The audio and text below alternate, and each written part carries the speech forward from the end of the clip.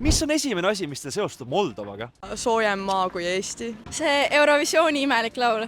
Eestis töötavad palju ehitajad, kes on Moldovast. Wine, jokes, very heartwarming people. I've been there a couple times. Juust. Vein. Mis need on? Tšeburekid? Kas see on linn? Riik. Ma ei tea seda riiki. Seal on ilus kultuur ja vannalinn. Kas Moldova peaks kuuluma Euroopa Liitu?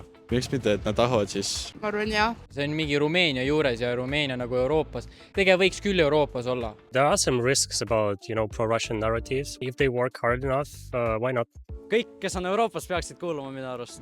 Moldova asub Rumeenia ja Ukraina vahel ning on Eestist veidi väiksem. Vaatamata Venemaa pidevale hübriidrünnakute survele on Moldova hästi hakkama saanud ja Euroopa Liiduga liitumise poole hoogsalt edasi liikunud. Selle sügisel valis Moldova rahvas taas presidendiks Maia Sandu, mis näitab nende soovi liikuda edasi Euroopa Liidu kursil. Aga mida arvad sina? Kas Moldova on valmis ja sobiks Euroopa Liitu? Jaga oma arvamust kommentaarides.